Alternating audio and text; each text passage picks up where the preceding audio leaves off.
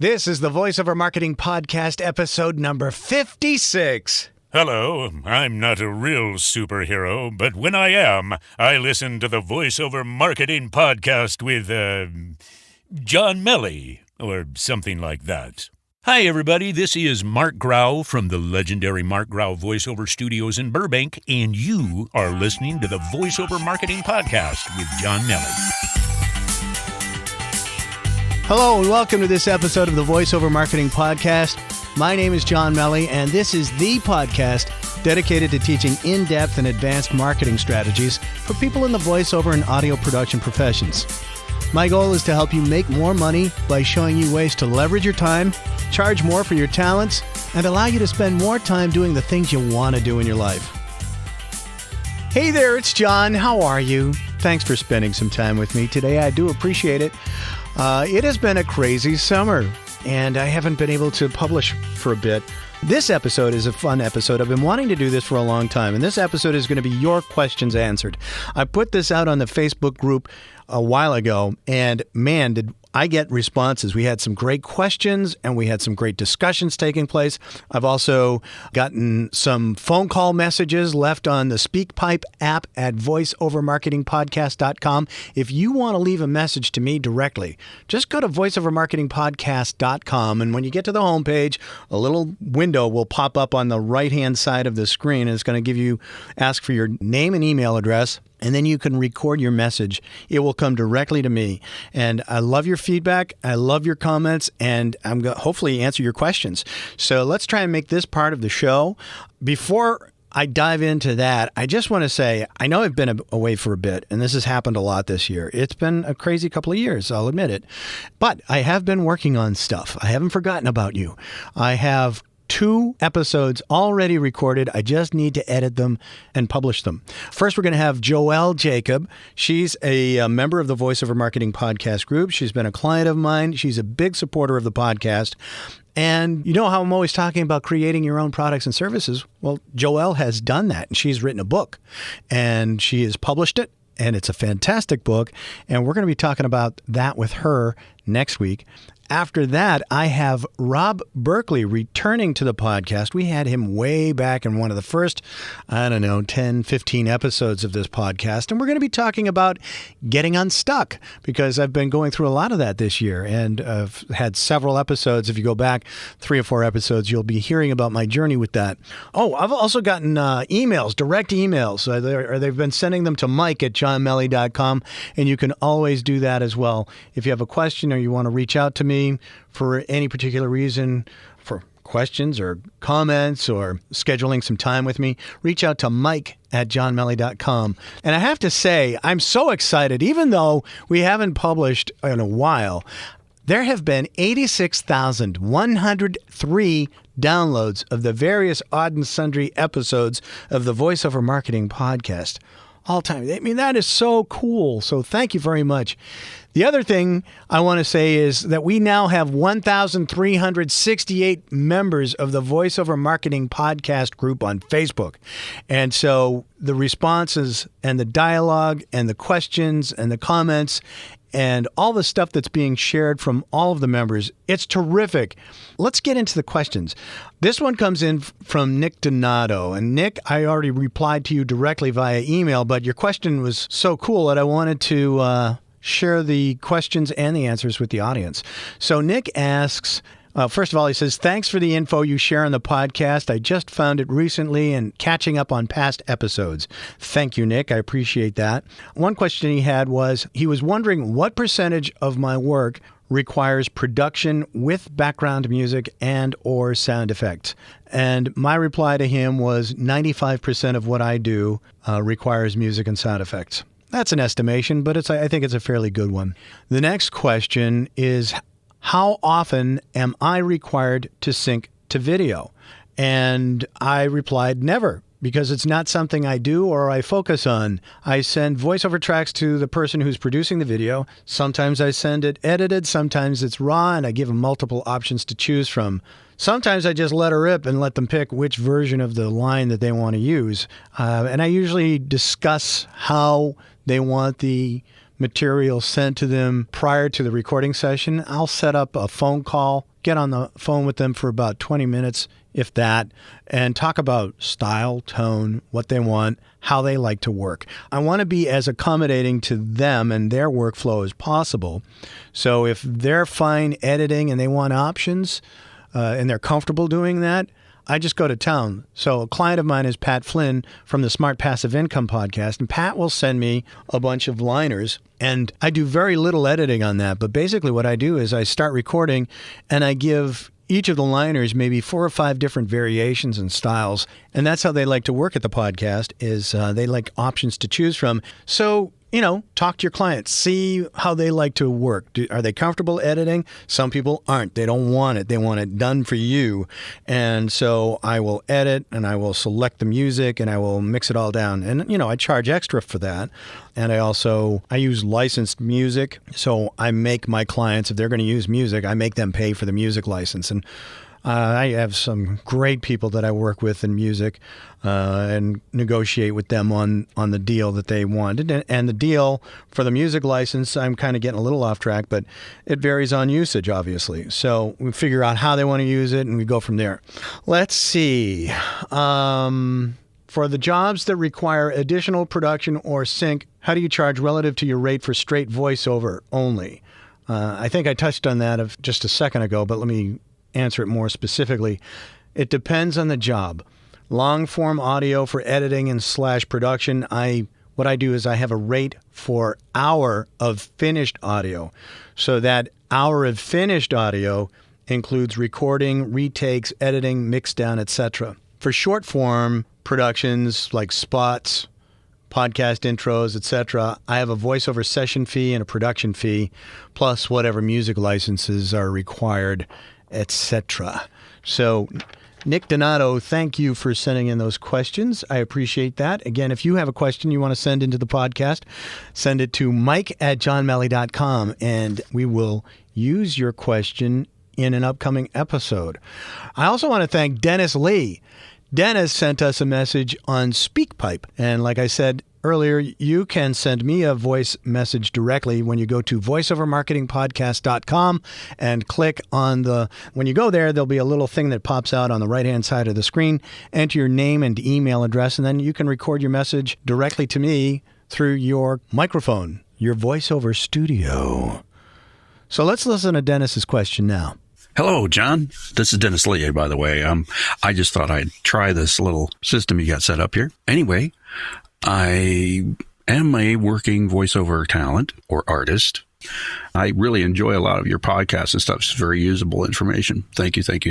And when I was wanting to know I like to ask this to a lot of people. So if today, man, you woke up and you said to yourself, hey, I'm going to go out there and find me some work today, what would you do that would be the quickest and shortest way to actually go out and get a paying gig today? What would you do? Anyhow, I'll leave that out there, and you can get back to me whenever you can.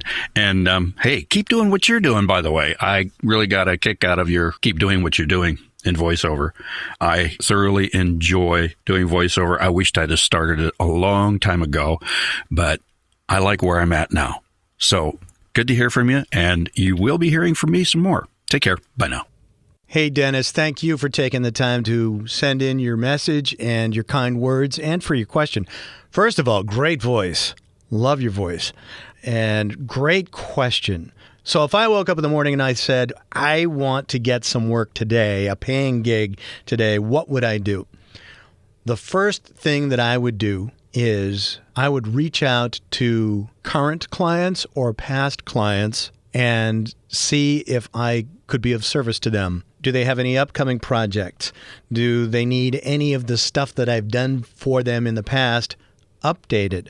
The reason I say this is because assuming you've done a good job for them and they're pleased with your work, they already know, like, and trust you and have done business with you before. They already know what that process is like. They have experience with you. So all of those questions that people have going into something new have already been answered, or they have at least experience with you already. I mean, we all have stuff like that. We all do business with people that we know, like, and trust. That's what I would do first. The other thing that I would do is if I don't have any, if that's not going to work, if nobody really needs anything right now, the other thing I would do is start creating more stuff that use my voice talent and production skills to create products that I can sell. And we've talked a lot about that on this podcast. We'll talk about it some more. And we've had several people as guests on this show that have done that. And Joelle Jacob is one such person, and she's going to be on the next episode. It really doesn't have anything to do with voiceover, but at the same time, it does impact her voiceover. And I don't want to give away the episode yet, but you'll understand that when you hear our discussion. So she's taken her talents and her interests, and she has created a product, a book that she is using. And that is an asset that is going to continue to pay her over and over and over again. So 2 things, just to kind of recap my answer to you, Dennis. I would go back to current or previous clients, see if I can help them out again. Or barring that, I would go and create my own products and services and sell those. But thanks again for your question. And using that SpeakPipe app on the website, voiceovermarketingpodcast.com. If you use that app on the page, voiceovermarketingpodcast.com, it's called SpeakPipe, a little microphone and your name and email address. Leave me a message. I'd love to hear from you. And we'll put you in the show, if it's, of course, at all germane to the topic at hand. All right, so the big Megillah on this whole thing here was I got a ton of stuff from the Voiceover Marketing Podcast group on Facebook. The question that I put out there was, hey, folks, what stumbling blocks and obstacles do you face? Hit me. And so, we got some smart aleck answers from Chris Tom told me his biggest obstacle or stumbling blocks was stairs. But you've been doing CrossFit, Chris, up here in my neck of the woods, and I'm sorry we didn't get together this past summer, but I'm sorry about the stairs problem. I'm thinking that the CrossFit has helped you out because I've seen your posts on Instagram, dude, and you look great. At any rate, Alan K. Davis says, getting up every morning. Alan, I can't help you there, buddy. And my reply here was, okay, everybody's a comedian. Rich Miller talked about marketing, and that's why he likes this podcast. So, Rich, thank you. But a little later, as this discussion started to unfold, we got some recurring themes. Kendra Rains reached out and said she wants to know where to get work. And she's talked about some of the pay-to-play sites. There was a huge discussion on different pay-to-play sites and whether or not they're a worthwhile investment and all of that. So let's talk a little bit about that. I guess that's the elephant in the room. And I'm not going to knock any particular pay-to-play site. I think everybody knows that it's a business model that isn't exactly perfect, but it has gotten people work. And I've gotten stuff from a couple of the bigger names out there. And I'm not going to mention any of them specifically, but we all know what companies are out there. So you can go to these pay-to-play sites and put up your page and put up your demo, and you can get clients. And one of my best clients, I'll be perfectly candid with you, came from one of the pay-to-play sites. This was years ago, and it was just getting started. I think today it's a different animal, because there are a lot of people who, quote unquote, do voiceover. And they go to these pay-to-play market sites. And here's the thing. I have long said that they're voiceover commodity marketplaces. It's basically what they are. A commodity is something readily found. If you listen to episode 1 of this podcast, I go into a whole discussion on whether or not you are a commodity. And I talk about how you can differentiate yourself, your products and your services from everyone else. Every person listening to this podcast has a different voice. Everyone listening to this podcast right now has different life experiences, different jobs, different levels of education, different areas of study, different, family dynamics. Some have had longer careers than others. Everyone is different. We're all different, to sound like The Life of Brian. Tell me you understand that reference. Sorry, I digress. But everybody here has their own voice. their own vocal quality, their own uniqueness. And that's your biggest asset. All of those things, what you bring to the table is distinctly yours. And so my problem with these pay-to-play sites is that everybody's kind of all pushed in together. And I'm not talking about the business model itself in terms of the rate structure or anything like that.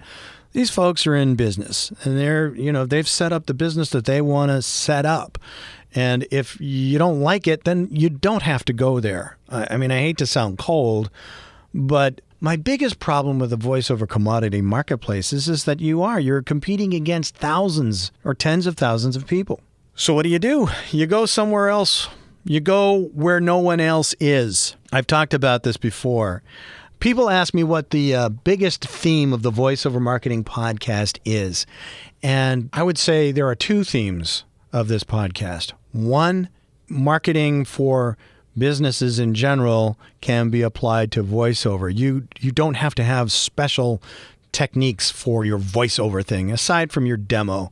But an artist has a portfolio. Lawyers have a case history. I can go on. People have a body of work that they use to showcase their expertise in a particular area. Voiceover is no different. So my point is that every business is the same in the sense that we all need clients. We all need to charge them money. We all need to provide awesome products and awesome service and high quality, all of that, customer service, great relationship, so that the client is thrilled and comes back for more and starts to refer you to other people who need your products and services. Every business needs that. Insurance salesman, lawyer, restaurants. You go to a restaurant because your friend told you about it, right? Or it got a great review on Yelp or something. This is how stuff happens.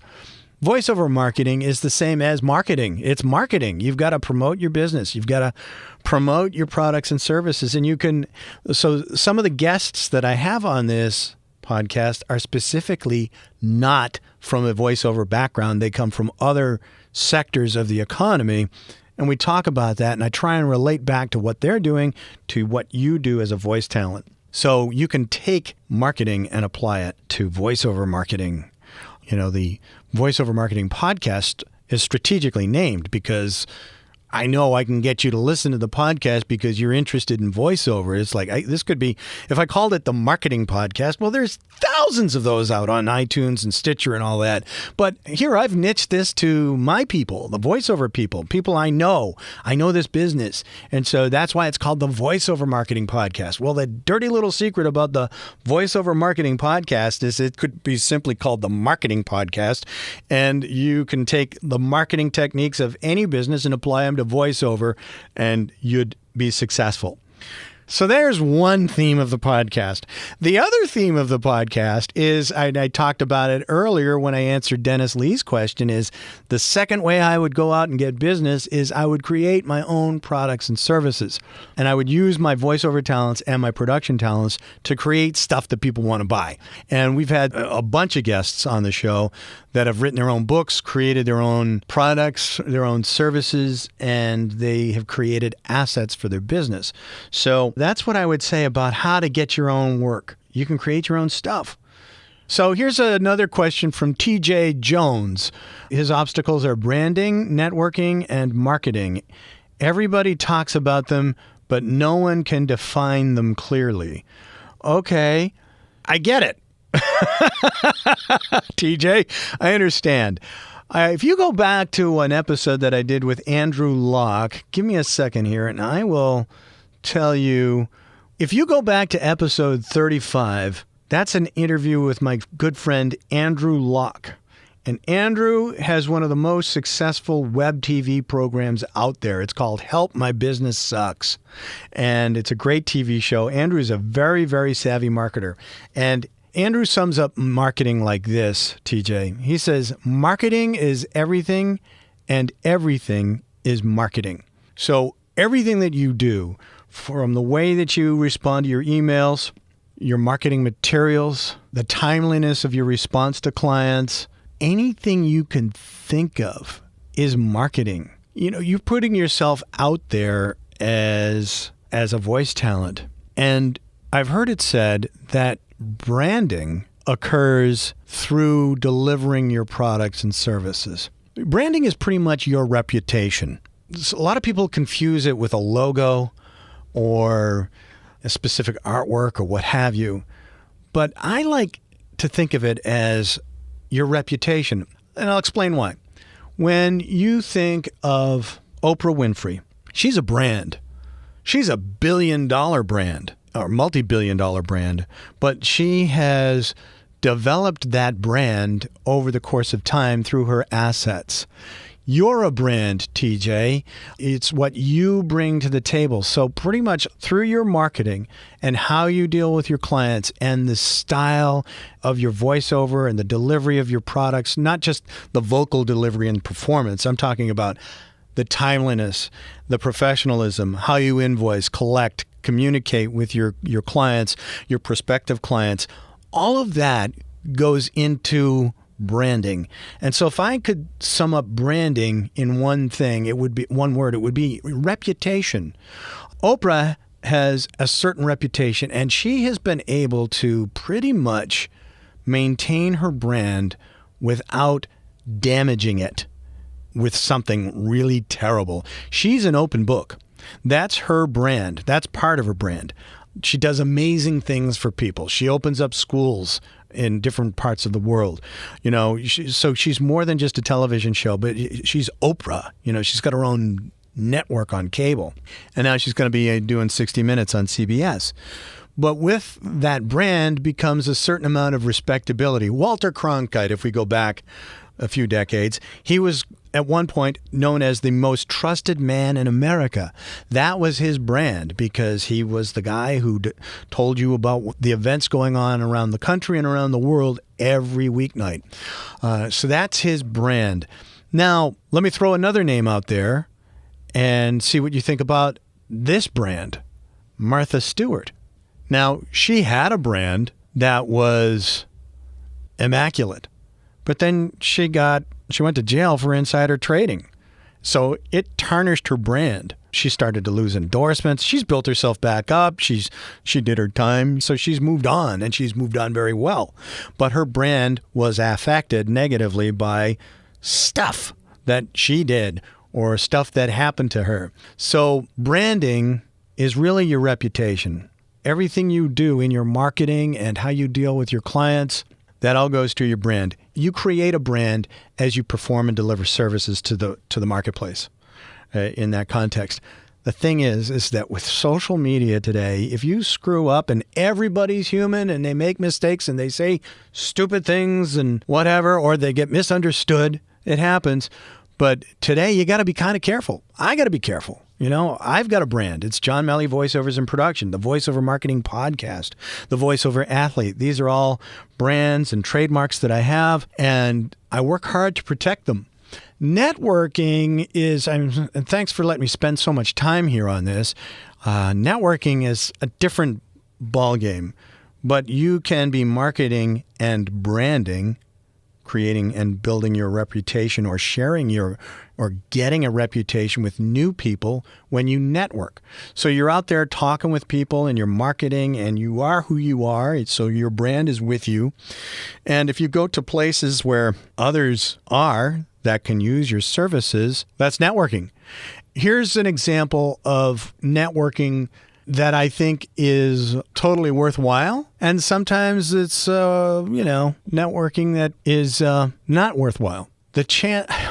And I need to be careful when I say this because I don't want to offend anybody, but more often than not, going to voiceover events, unless there are agents there, they're cool networking opportunities to develop colleagues and friends within the industry. But I don't know if you're really going to get an awful lot of work opportunities by going to a voiceover event. Those conferences are great because they have a lot of great education forums and work groups and speakers and all of that. But I wouldn't go to a voiceover thing. It's like when people put their demo on the Voiceover Marketing Podcast Facebook group page and links to it.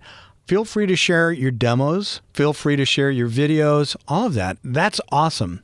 But please don't be disappointed if you don't get a lot of work directly from this Facebook group, because we're all voiceover talent. And so everybody here they're already capable of doing what you do, but with their own spin. You know, it can help where people will say, you know what, I need so-and-so's voice. Maybe I can reach out to her. I have posted auditions from clients of mine that are looking for a voice that I can't deliver. If you go through this thread, if you go back a ways, every once in a while, I'll throw out an audition opportunity to the group here. So, I mean, it's worth spending some time here to look for that stuff. But if you're looking for other voiceover talent to hire you from this group, that's probably not a really good use of your time and effort. If you want to go for education, go to all the voiceover, FAFCon, and I can't think of another one off the top of my head right now, but I'm sorry. But those conferences are all worthwhile to attend to get professional knowledge. They're not really good to network for job opportunities unless there are agents there seeking voice talent. But then you're in another commodity marketplace. You're in with all of these other people in competition. Yeah, they're great folks. I love voiceover people, but we're all competing. So why show up with a ton of people that are already doing what you're doing? When you network, go places where no other voice people are going to be. And this goes into my products and services and your unique background. This all ties together to a whole bunch of episodes. I've got my personal story marketing piece where you talk about your background and how you can use your personal story to create products and services that you can market. So here's the example that I always use. And I was just interviewed a couple of weeks ago by Michael Langsner, who's put together another voiceover podcast. And the example I used with him was, okay, let's say you are an expert in butterflies and you have a great methodology for collecting butterflies. What's to say that you can't create a voiceover product, a how-to on butterfly collecting? Or certain species of butterflies. Now, I don't have butterflies. I don't know anything about butterflies other than monarchs, migrate, and they're pretty. I have a beehive. I'm into honeybees. So that's my thing in the insect world. I have a lot of other talents and interests, but when it comes to the insect world, the honeybee is my bag. Anyway, you can create a butterfly audio program. You can write a butterfly book. You can go to a conference of butterfly collectors, and you can be the only voiceover talent at the Butterfly Collector Convention. The Butterfly Collector Convention. That was pretty good. Anyway, am I making sense? Be where no one else is. That's another theme of the podcast. Show up where no one else is. And you will own the voiceover marketplace in these other markets. All righty, let's move on. Michael Valenti, Michael, it sounds like you're overwhelmed. He's saying, honestly, trying to find out everything in this industry. He's had his demo produced by a company and he was not thrilled with his demo. Oh, thank you. Thank God he finally found Facebook groups like this one so that I can work with other VOs who've been there and or are at the same point I am. That's an awesome comment, Michael. I have got you in the podcast, dude. All right. Oh, okay. So somebody's talking about getting the first gig and how do you get money? Boy, did we get a whole bunch of stuff on this. Woof. Getting representation. Here's the thing. Getting representation means that you got to have something unique to give people who want to represent you. You've got to have something that they don't already have in their stable of talent, if you will. So again, this is being where no one else is, offering something unique. I can't tell you how to do that in terms of getting an agent, but that's all part of networking. And I'll go back to TJ's question, your brand, building your brand. This takes time. This is going to take time and it will change over time. Let's see. What else have we got here? Yeah, a lot of stuff about the pay-to-play sites here. And I guess I've already gone over that. Here's something about the catch-22 that I hear from people all the time.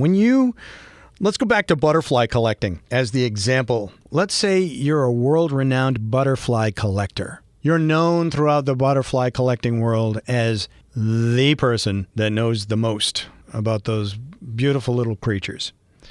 So How I ever came up, I use this example all the time, but how I ever came up with butterfly collecting, don't ask me, I don't know. Sometimes I don't know what's going to come out of my mouth until it's already been said. Anyway, if you're a world-renowned butterfly collector that happens to have an interest in voiceover, and substitute butterfly collecting for anything you've ever done in your life. I was a meat cutter. Substitute butterfly collecting for meat cutting. Substitute it for being a cashier. Substitute it for being a mail carrier. What have you. Substitute butterfly with lawyer, doctor, dentist, candlestick maker. So you're a world-renowned butterfly collector, and you're interested in voiceover. Start creating products in butterfly collecting. Here's what happens. Everybody's like, how do I go from being a butterfly collector to a voiceover talent? Bridge them. Don't treat them as separate entities. You're a butterfly collector voice talent. For now.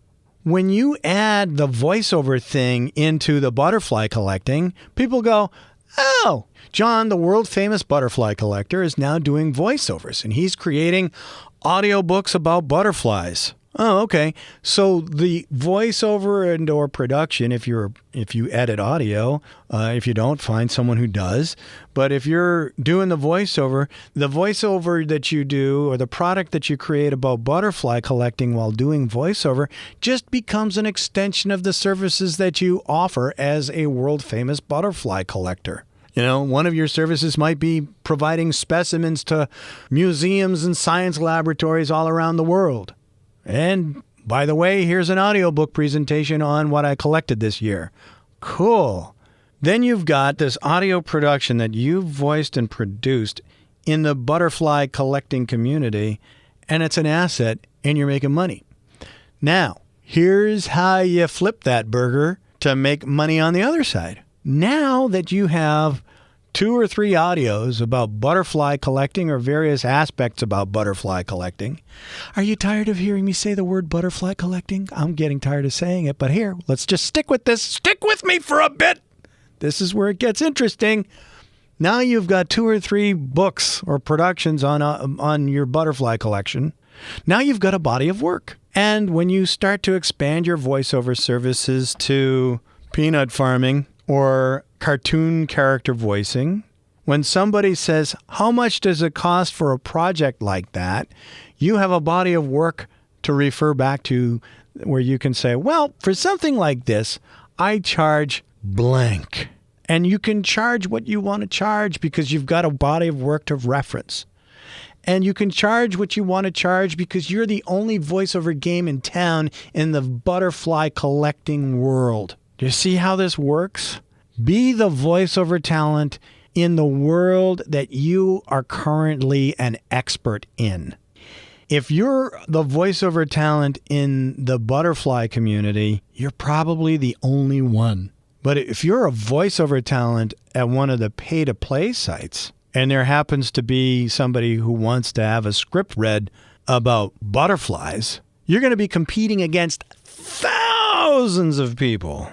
But if you're known in the community for butterflies, you're the person. They're going to you. You own that market. And then you just got to replicate that in different areas. And then you've got a bigger and bigger and bigger body of work to refer back to. And you got demos that you can provide people. That's how you take your expertise in a certain area, create assets that make money, flip that burger over, say, hey, this is what I get for doing work like that. Oh, and let me step back. Because you're the only one in the butterfly community, you can charge what you want because they have nothing to refer it to. You don't have to work for small amounts of money. You don't have to work for $25 for a read. If you put together a butterfly audio book, you can, first of all, if you're producing it for somebody because you're the butterfly person, you charge what you want for it.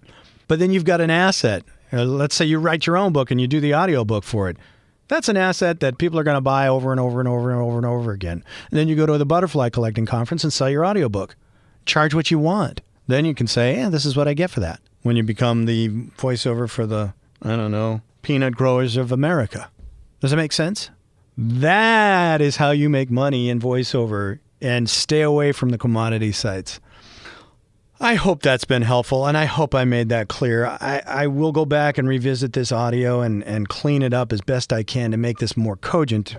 but there's the money. That's how you're not a commodity.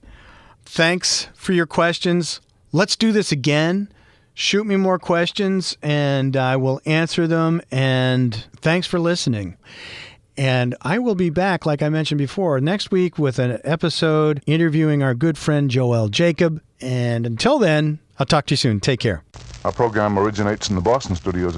We hope you'll join us again. Until then, we bid you au revoir, keep your chin up, and the best of luck.